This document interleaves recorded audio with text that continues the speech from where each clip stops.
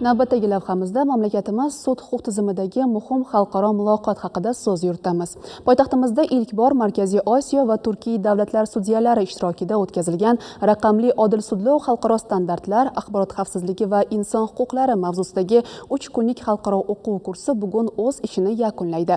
Tadbir tafsilotlari muxbirimiz Adhamjon Mirzo-Olimov lavhasida. Davlatimiz rahbarining 2025-yil 21-avgustdagi farmoni ijrosi doirasida Odil sudlov akademiyasida ilk bor xalqaro o'quv kursi tashkil etildi. Raqamli odil sudlov, xalqaro standartlar va axborot xavfsizligi, inson huquqlari mavzusidagi tadbirda 5 ta xorijiy davlatdan kelgan sudyalar va xalqaro ekspertlar ishtirok etishmoqda.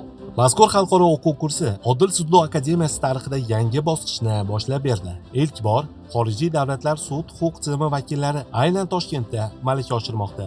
Tadbirda ta'kidlanganidek, bugungi kunda sud tizimini raqamlashtirish nafaqat ish jarayonini yengillatish, balki inson huquqlarini ishonchli himoya qilish hamda ochiqlikni ta'minlashning eng samarali mexanizmi hisoblanadi.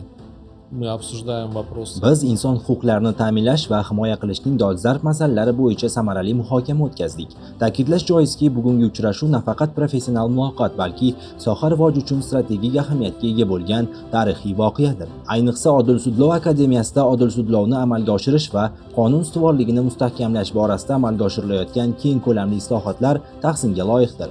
Mazkur tadbir o'zaro fikr almashinuvlar, mamlakatlarimiz o'rtasidagi hamkorlik rishtalarini mustahkamlashga hamda inson qadri ulug'lanadigan adolatli tizimni yanada takomillashtirishga xizmat qilishi shubhasizdir.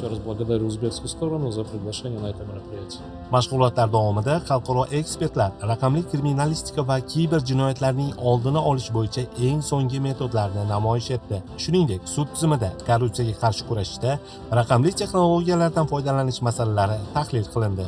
Hozirgi kunda eng ko'p sodir bo'layotgan va ochilishi qiyin bo'layotgan jinoyatlardan biri bu kiber jinoyatlar hisoblanadi. Aynan bugungi o'tkazilayotgan o'quv kurslarimizda O'zbekiston Respublikasi amaliyoti bilan birgalikda xorijiy mamlakatlardagi sudyalarimizning amaliyoti bunday jinoyatlarni ochish va sud jarayonida ko'rish bilan bog'liq masalalarni yoritishga bag'ishlanadi.